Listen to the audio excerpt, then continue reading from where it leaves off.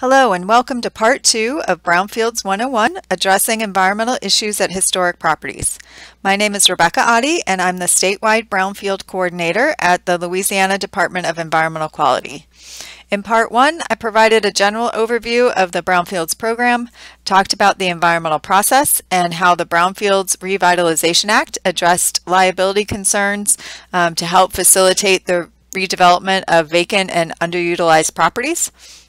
In Part 2, we're going to go over how to access Brownfield resources and some tips for working with your local Brownfields program.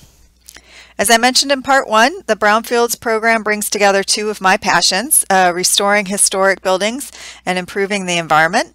I managed the Brownfield program at the Regional Planning Commission for the New Orleans area for about 15 years before moving over to LDEQ in December of 2018 to manage the statewide Brownfield program. The LDEQ Brownfield team includes Jennifer Schatzel, who provides technical assistance for Brownfield projects, and Dwayne Wilson, who started the program back in the 90s and now is semi-retired as our Brownfields advisor. So my current role at LDEQ involves providing information on Brownfield resources, facilitating Brownfield projects, and supporting local Brownfield programs. My contact information will be at the end of the presentation. Feel free to contact me if you have any additional questions. We're going to have a little bit of repeat for the first three slides in case there are folks watching this that didn't attend Part 1 or it's been a while, and then we'll move into the new information.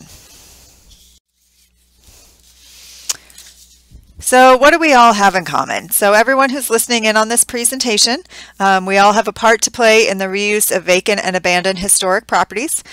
We want to take those forlorn properties on the left and move them over to the right where they're back into commerce and really revitalize the community.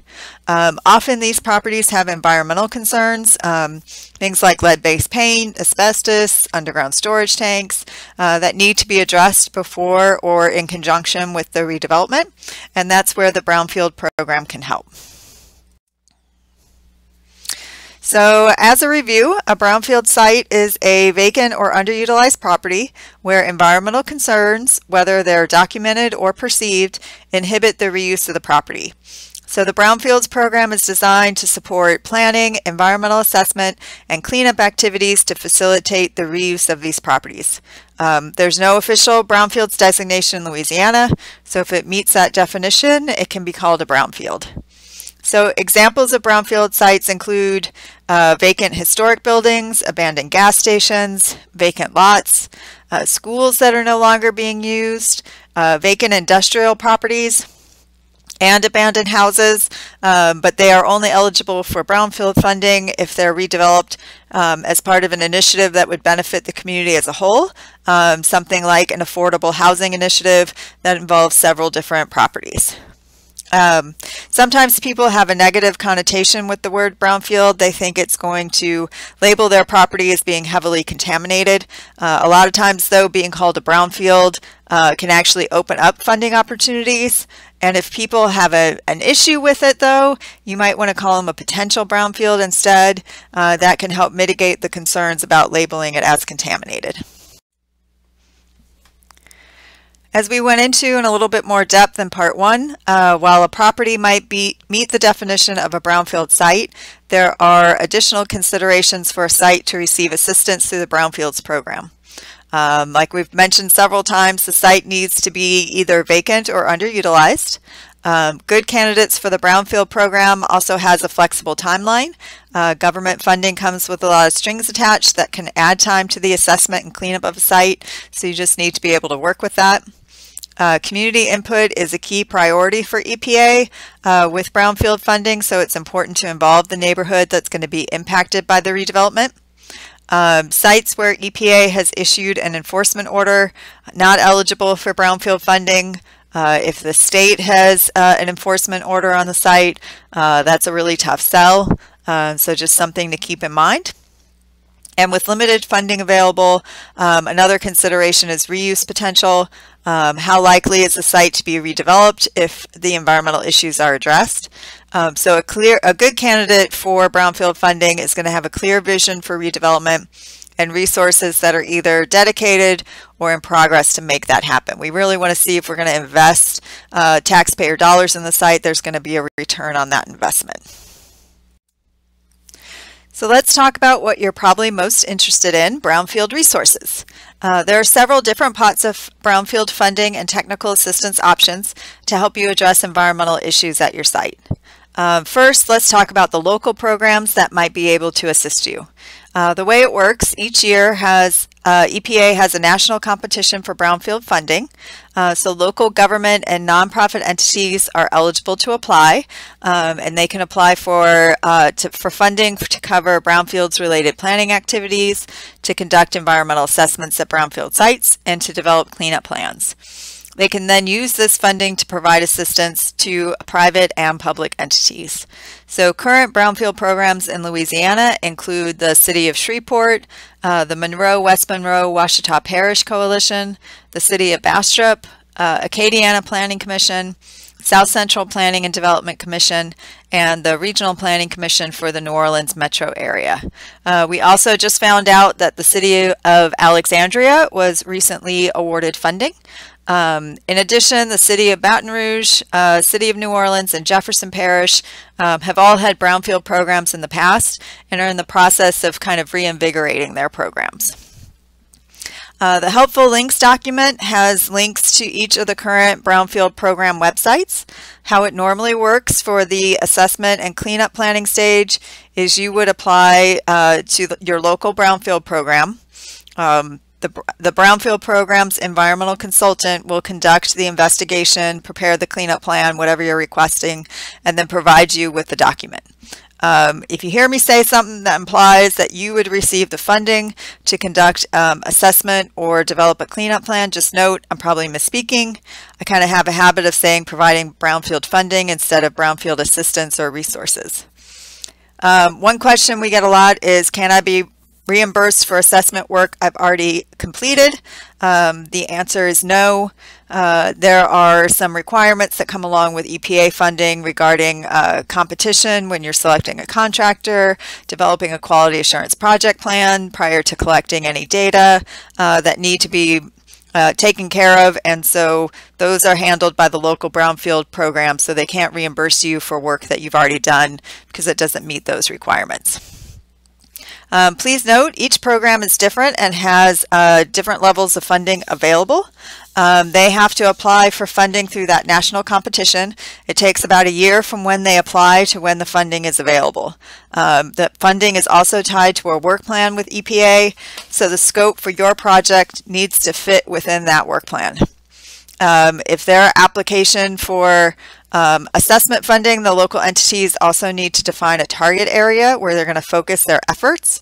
And while that entity can sometimes use the funding at a site outside that target area, but was still within that jurisdiction, EPA really wants to see the majority of the funding go to sites within that target area. So this is where developers, real estate folks, community groups can help out. One of the challenges for the person writing the grant is often to identify that target area that has brownfield sites that also have a good chance of being redeveloped if the environmental issues were addressed. The development community has a much better handle on where is redevelopment happening and where is that potential. So developers, real estate folks, community groups can help identify these areas and connect the local brownfield programs to people that would be interested in being involved in the process.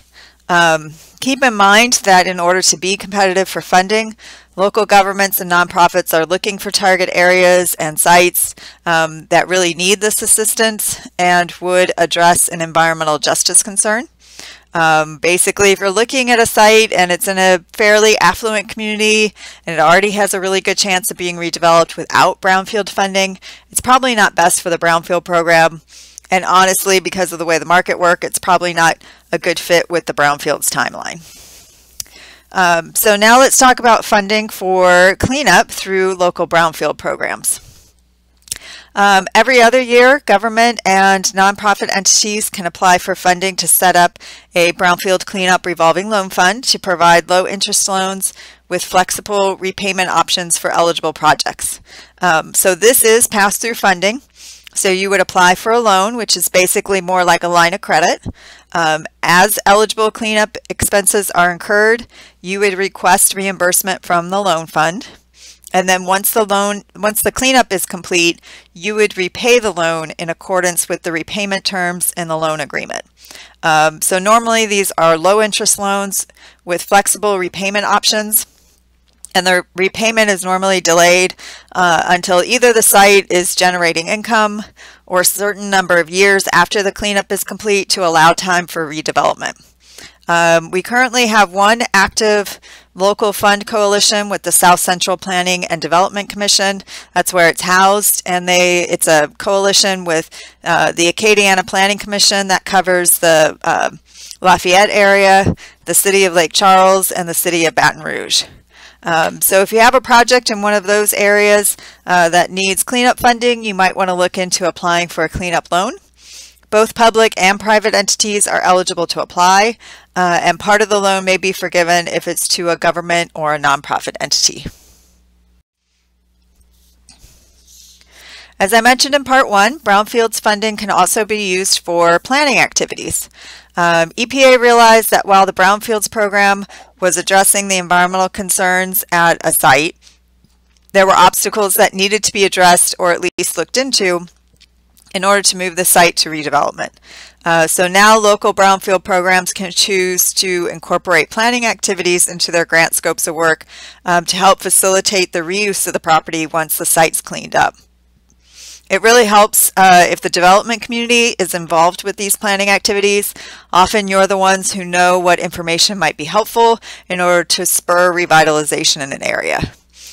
So things that planning activities can include, would a site reuse assessment that identifies what a brownfield site or a target area has going for it, as well as some of the barriers for redevelopment. Would that be helpful? Would a site be more marketable if a land use assessment was performed to understand the regulatory opportunities and constraints for a site like zoning, historic or economic designations, special districts, incentives, that type of thing? Would a market study be useful to see what reuses might work well at a site or a target area, or maybe even evaluating available and needed infrastructure for future development? So you can do one, you can do a mix of those. What works best for your target area? Redevelopment of brownfield sites, and I'm sure you know this from working on historic sites, definitely a team effort. So it really is essential that the brownfield grantees, which are government and nonprofit entities, partner with the development community on these planning efforts to make sure that the information is actually going to be useful to facilitate the redevelopment of brownfield sites. So I encourage you, if you have a local brownfield program, to connect with them and see what they are currently working on as far as planning activities go, and talk about how you might be able to partner in the future. They can also include this in future applications for funding. So just keep in mind though that Brownfields funding doesn't happen quickly, but it helps now if they kind of know what the future plans are out 2-3 years, so they can get started in the right direction and have the right resources available later on. So another resource is the State Brownfield Program housed at LDEQ. That's the program that I manage. LDEQ's Brownfield Program, we're focused on sites that are being redeveloped by a government or nonprofit entity, or those that are working with their local Brownfield program. I would love to help everybody, and sometimes I try, but we really do have limited resources, so those are our focus areas. We can provide technical assistance for helping these sites work through the regulatory process. Please note that we don't take the place of hiring an environmental consultant, but we can work with your environmental consultant just to help facilitate the process. And as funding is available, LDEQ can provide brownfield assessments and cleanup plans through our targeted brownfield assessment program, where our environmental consultant performs the work and basically hands you a report that's similar to how it works with the local brownfield programs. Government and nonprofit entities are eligible to apply either for a site that they are planning on redeveloping or on behalf of a private entity for a site that they would benefit the community as a whole. Please note this program is currently on hold, but we're hoping to reinstate it in 2021. And as funding is available, we can also provide subawards to local brownfield programs, government entities, and nonprofits to assist with the assessment and cleanup of sites. So as I mentioned, both assessment and cleanup funding at the state level is limited at this time. However, we are very excited to announce that we have been selected for an $800,000 EPA Brownfield Cleanup Revolving Loan Fund, which will allow us to make low-interest loans to brownfield projects throughout the state, similar to the revolving loan fund housed at the South Central Planning and Development Commission. So both public and private entities will be able to apply for a cleanup loan. For this funding, you don't have to be working with a local brownfield program, but they can help you put together the various EPA documents that are going to be required for cleanup funding. We're hoping to have the program up and running by March 2021. And we're also planning on applying for an EPA Brownfield Assessment Grant this year to be able to expand our resources to perform environmental assessments and develop cleanup plans. Just be aware the soonest that funding would be available would be October of 2021. If you have questions about this funding or how to access it, please give me a call and we can talk about your project and see what might work. Just noting again, right now, we don't have any funding available, but it is in the works and we hope to have it in the future. Just a side note, dealing with the state and the state regulatory process, if you are working on a site that's already being assessed under LDEQ's regulatory process and the site's already been assigned to an LDEQ team leader, please make sure that you just stay engaged in that process and that your environmental consultant responds to DEQ's requests for information and follows up in a timely manner. One of my passions is just moving these sites to redevelopment quicker, and by having you stay involved in that process and make sure that your environmental consultant is responding accordingly really helps that process. Finally, if there isn't local or state funding available for a site, EPA also has a targeted brownfield assessment program to provide environmental assessments of sites.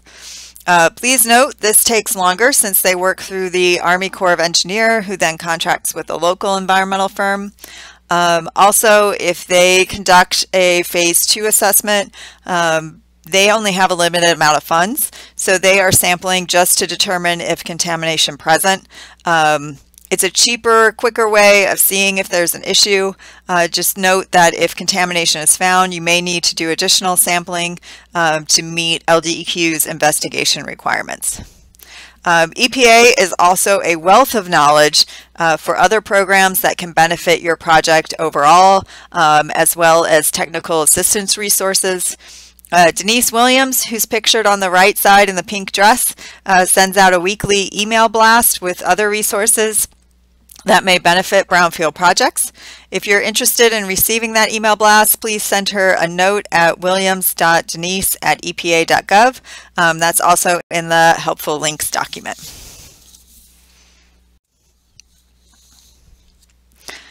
So the various brownfield resources can be layered with other brownfield resources as well as other funding, and often are, since different resources are available at different times. So you can also come in and out of the brownfield program. For instance, you might just need a phase 1 assessment, that research report on the property, in order to make the decision to purchase the site or to pass on it. Or you might request a phase 2 on a property you want to purchase, and then the results come back that the soil and groundwater sampling show contamination above with what you're comfortable dealing with. it is okay at that point to leave the Brownfield program. Just note that if those results are submitted to DEQ, either because we paid for the work or because it's required to be reported based on our regulatory process, we're going to then work with the responsible party, most likely the owner, to address that contamination. All right, so I learn best with examples, so I wanted to give you a few of those. One example of a Brownfield project is the Falstaff Brewery in New Orleans, which applied to the Regional Planning Commission's Brownfield program to conduct a Phase 1 assessment and then also do a lead and asbestos survey so they could figure out how much cleanup would be needed. Because the site was enrolled in our local Brownfield program, the LDEQ Brownfield coordinator at the time assisted with addressing LDEQ liens on the property related to the improper disposal of asbestos. LDEQ ensured that the person who caused the contamination was still held liable and still had to pay, but the sale and the redevelopment of the site could move forward. So once the sale occurred, the private developer who purchased it was able to use other funding sources to complete the investigation and all the necessary cleanup because that worked better for their timeline. And the site is now a mixed-use affordable housing development.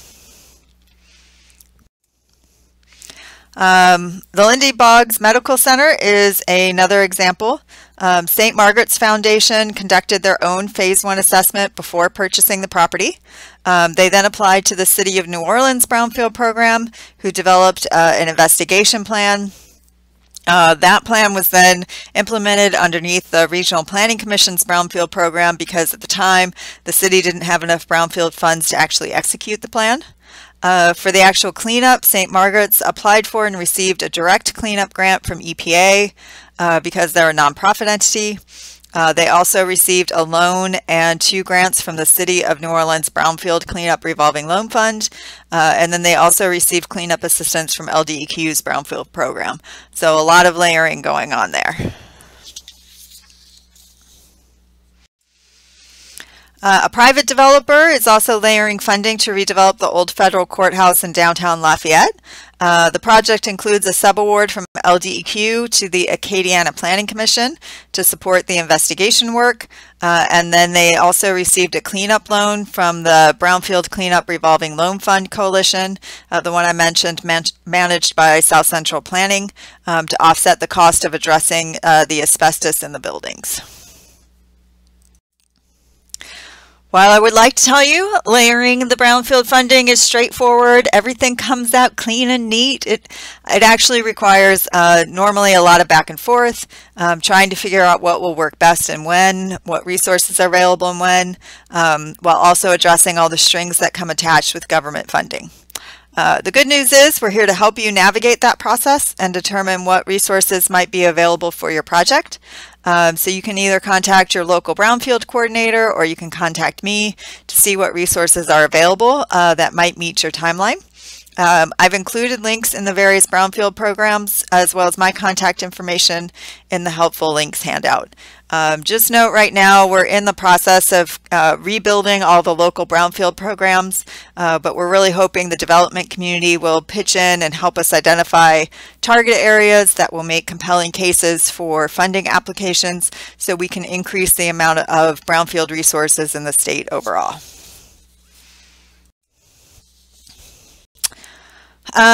One other resource that's not currently available but that we're hoping to revive is the Louisiana Brownfields Investor Tax Credit.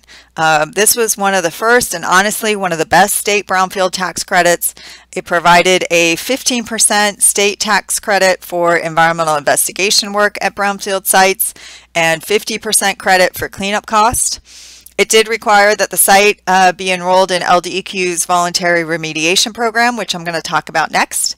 It couldn't be claimed by someone who was considered responsible for the contamination, but the credit could be carried forward for 10 years, or it could be transferred to another eligible entity, which worked out really well for nonprofit and government entities that don't incur state tax liability. Unfortunately, the credit sunsetted in 2009, There was an attempt to reinstate the credit a few years ago, and although the bill passed with overwhelming support in both the State House and Senate, it was vetoed by the previous governor. It was at the time where tax credits really weren't looked on favorably. There has been renewed interest in reinstating the credit, so I'm mentioning it as it will probably need a wide range of support from the development community in order to pass. The final resource I'm going to talk about today to facilitate the reuse of vacant and abandoned sites is LDEQ's Voluntary Remediation Program, also called the VRP. The VRP is a prescriptive process that requires more investigation work up front and may take a little bit more time, but it allows more flexibility at the cleanup stage, which can save both time and money. So LDEQ's VRP provides applicants the ability to receive a certificate of completion once they successfully remediate the site following the VRP requirements, as well as a release of liability for applicants and future site owners for all past contamination. So both responsible and non-responsible parties are eligible to apply, and this can really help facilitate the sale of properties that are contaminated or probably contaminated, but the current owner who might be responsible is fearful of future liability. So through the VRP, they can receive a release of liability, which might make them more comfortable in actually selling the property to get it back into commerce. Non-responsible parties who aren't liable for the contamination may also be able to address environmental concerns with engineering or institutional controls that I mentioned earlier. So again, an example of an engineering control is using a parking lot or building foundation to cap soil with asbestos. So the main issue with asbestos is people breathing in asbestos fibers, which then get into their lungs. Capping the asbestos that's in soil prevents people from being exposed to the fibers.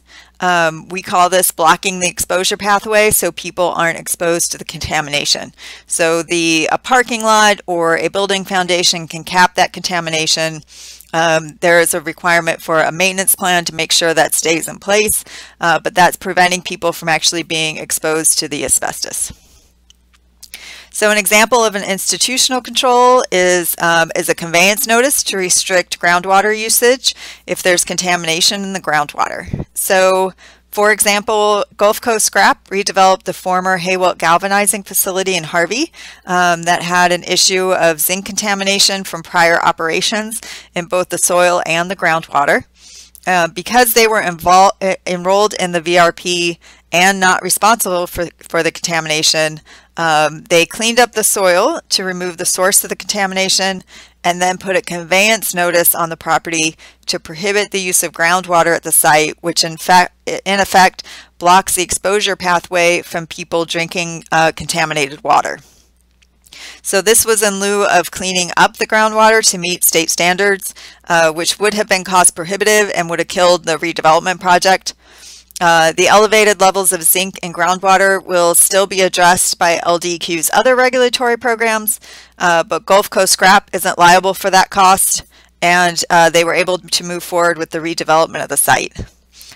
So both engineering and institutional controls can help reduce cleanup costs and make the redevelopment economically viable, while also preventing people's exposure to contamination. So basically a win-win.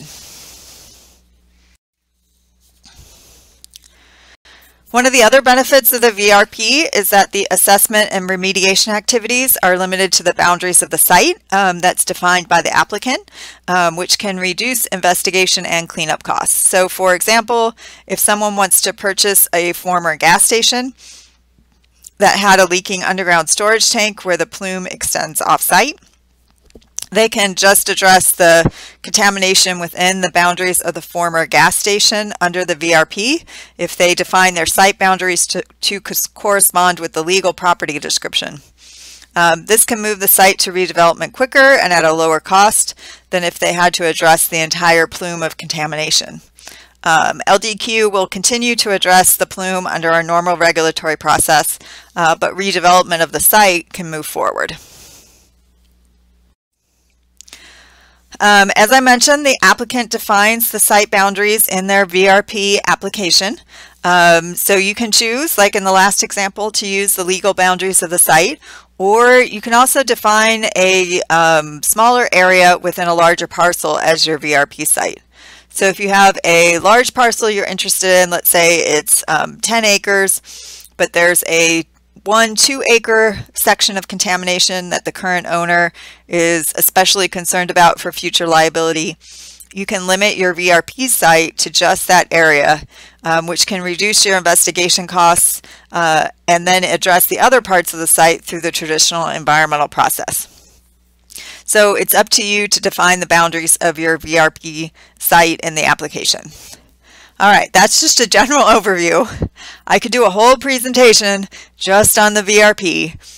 So if you have questions on if the voluntary remediation program would be a good fit for your site, or you would like additional information, please feel free to contact me.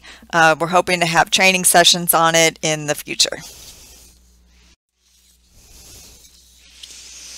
One final note though on the VRP, if you complete the process, you also get a certificate of completion ceremony, which is pictured here for the Gulf Coast scrap site that I mentioned earlier. One of the things I really like about this site is how they utilized reused materials in the building. So Gulf Coast Scrap has a salvage part to their business. So in addition to reusing as much of the existing building as they were able to, many of the building components came from other structures that they had demoed or salvaged, such as the metal columns that are holding up the building, one of the internal staircases, and the 30-foot tall warehouse doors, which came from another warehouse. I think that was from New Orleans East. And after attending one of our Brownfield workshops on other sustainable ways to redevelop sites, they actually incorporated impermeable pavement and a bioswale into their parking area. So it's not as fancy as a historic downtown property renovation, but it is still a great reuse project. And as you can see in the photo, Dr. Brown, the current LDEQ secretary, presented them with their certificate of completion and their Brownfield award. And what I especially like is standing next to Dr. Brown are Christine and Craig's parents, who kind of spurred them on to this life of reusing things and bringing things back to life. So it's important to remember that Brownfield's assistance is one piece of the redevelopment puzzle. So it's designed to address the environmental issues at a site. It doesn't automatically make the site marketable or help with acquiring the property or redeveloping the property once the environmental issues are addressed. And that's why it's really important that we have all the people who are hopefully listening in on board and working together to complete the puzzle from site acquisition all the way through redevelopment and executing the reuse. It's also helpful to have the project team involved in the environmental process early on, so the environmental folks understand and coordinate with the other funding and development deadlines and requirements, and the other project partners understand the environmental process and constraints at a site. So that's a general overview of some of the resources available to address environmental issues to facilitate the redevelopment of historic properties. If you have any questions or you would like information on anything I covered, please feel free to contact me. Thanks for listening in, and I look forward to working with you in the future.